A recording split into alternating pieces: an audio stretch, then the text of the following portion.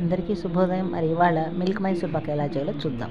దీనికి ముందుగా అరకప్పు పాలపొడిని, అరకప్పు నెయ్యి వేసుకొని, కరిగిచ్చని నెయ్యి వేసుకొని బాగా కలిపి పక్కన పెట్టుకోవాలి. అలాగే గ్రీస్ చేసుకోవాలి ప్లేటు.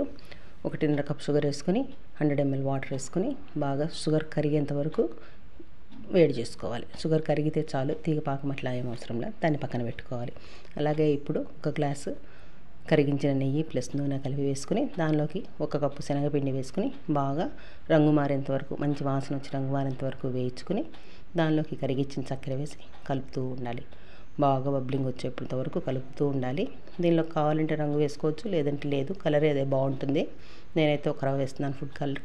బాగా కలిపి కొంచెం దగ్గరకు వస్తున్నప్పుడు దీనిలోకి నేతిలో కలిపి పెట్టుకున్న పాలపొడి ముద్దను వేసి బాగా కలిపి ఇలా కన్సిస్టెన్సీ రావాలి మనకి.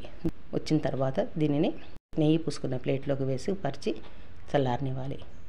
ఊరికే గీతలు గీసుకుంటే చాలు. అర్ధగంట తర్వాత మనం కట్ చేసుకుని తీసి పెట్టుకున్నామంటే బిస్కెట్స్ బాగా వస్తాయి. చాలా స్మూత్గా ఉంటాయి, నోట్లో వేసుకుంటే వెన్నలా కరిగిపోతాయి. ఈవెన్ పిల్లలు కూడా ఈజీగా చేసేసేయచ్చు. చిన్న చిన్న బర్త్డే పార్టీలకు వాటికి చేసుకోవడానికి బాగుంటుంది. వీడియో మీకు నచ్చితే లైక్ చేయండి, షేర్ చేయండి, సబ్స్క్రైబ్ చేయండి.